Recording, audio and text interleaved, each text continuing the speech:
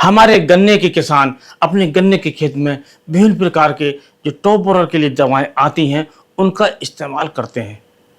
लेकिन हमारे अधिकतर किसान भाई ये चाहते हैं कि जो दवा हम स्प्रे करें उसका जो लंबा असर रहे, और लंबा असर इतना रहे कि हमें फिर दोबारा दवाई लगानी नहीं पड़े।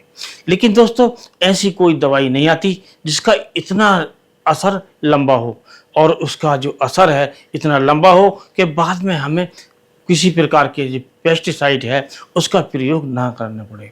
क्योंकि ये जो टॉप बोरर होता है इसकी कई पीढ़ियाँ आती हैं।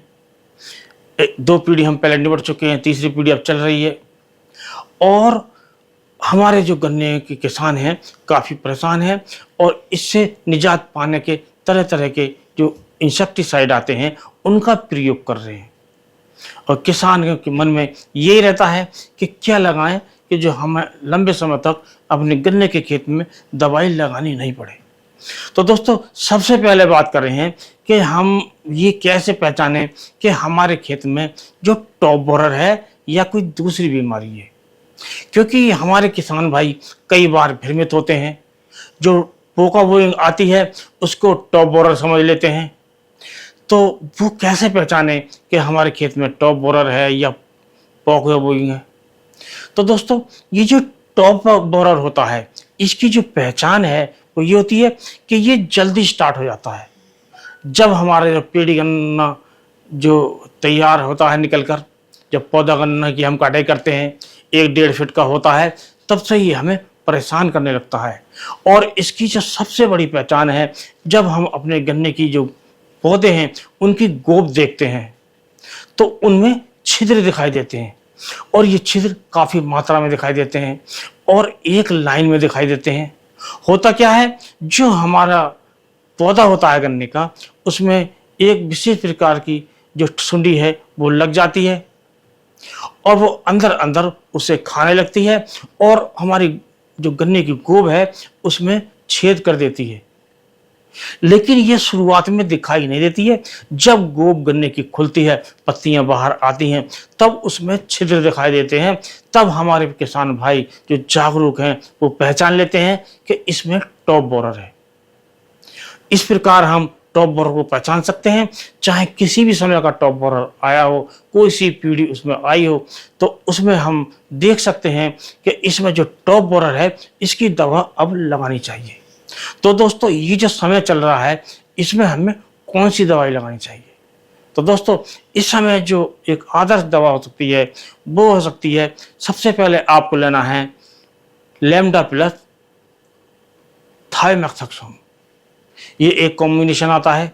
इसकी आपको 250 ml प्रति एकड़ के हिसाब से लेना है, और 60 ml लेना है आपको इसमें क्लोरेंट्रानिलीप्रोल।